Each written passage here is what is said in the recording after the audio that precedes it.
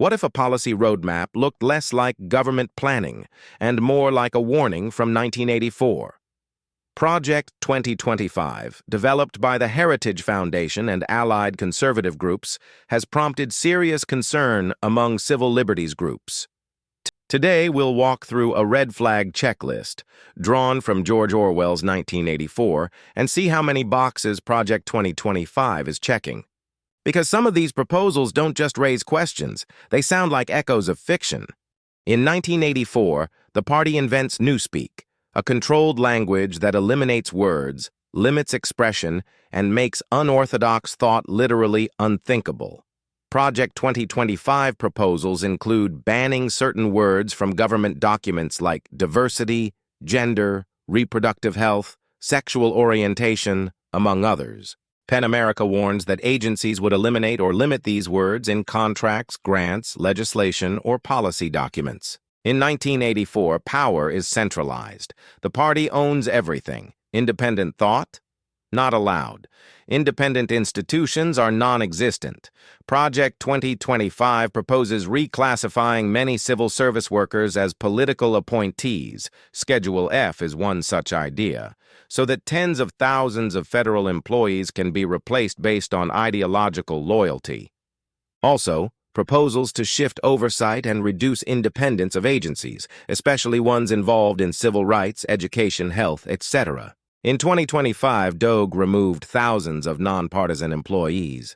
Will they be replaced with loyalists? 1984 doesn't just punish dissent, it eradicates it. Thoughtcrime is punishable. Conformity is enforced. Project 2025 includes proposals that appear to require ideological conformity, from what people can say or teach in schools like critical race theory and gender ideology to what content government funds. It is happening today. The U.S. federal government has frozen grants and contracts to some universities like Harvard and Columbia for failing to comply to government demands tied to diversity, inclusion, and hiring admissions oversight. Manipulation and erasure of history, changing the narrative. In 1984, the Ministry of Truth erases and rewrites history. Reality becomes what the party says it is.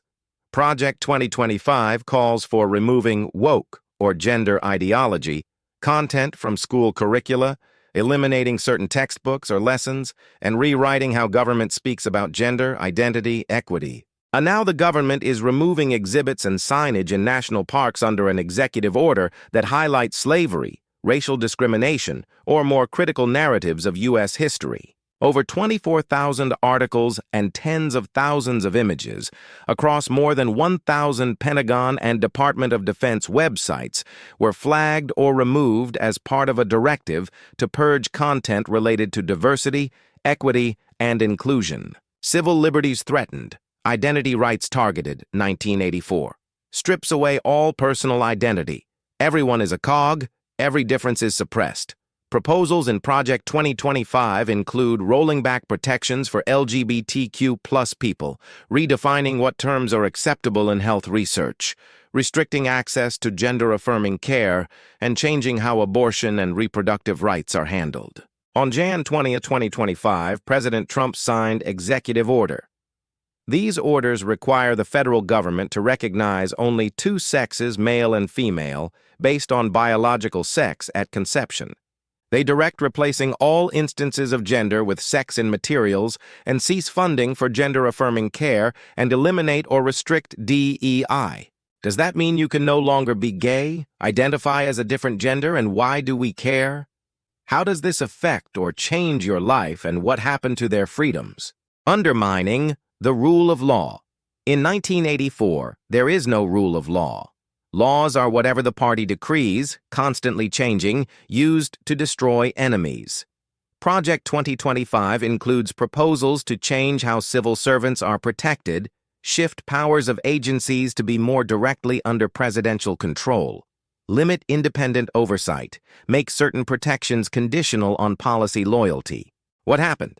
The Public Integrity Section, which handles investigations and prosecutions involving public corruption members of Congress, judges, public officials, has been stripped of many of its powers. Executive Order 14151, reshaping or reducing agency independence. Why it's a concern. The U.S. has long had independent or semi-independent federal agencies like the FTC, SEC, FCC, designed to operate with some insulation from political interference.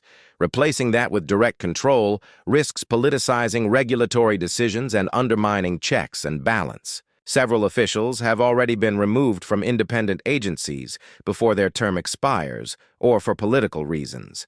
This weakens institutional guarantees that those agencies can act without partisan pressure. These agencies are meant to oversee safety, regulatory standards, or public welfare. Politicizing their leadership can lead to decisions being made for political interest rather than for public interest. White House press access policy changes and wire services restrictions. The executive now determines more directly who gets access, potentially based on viewpoint or political alignment. Curtailing access for certain outlets can chill free speech, reduce accountability, and diminish the ability of the media to function as a check on power. The Pentagon has introduced a policy requiring journalists who operate in Pentagon spaces to sign a pledge not to obtain or publish certain unauthorized, even unclassified materials. Access may be revoked for violating this. Also, workspaces for some major media outlets have been removed, with replacements by more favorable media. Executive order ending funding for NPR and PBS, a purge of independent watchdogs and inspectors general. Removing watchdogs reduces oversight and increases risk of misuse of executive power or lack of transparency. Removal of media critics in 2025, some being Joy Reid, Eamon Moyeldin, and Alex Wagner from MSNBC. The Late Show canceled with Stephen Colbert from CBC and recently Jimmy Kimmel from ABC. Trump says TV networks opposed to him should maybe lose license. Look, this isn't 1984, not yet. But when so many red flags start showing up, ignoring them is dangerous. Because dystopia creeps in not through one big moment, but many smaller ones.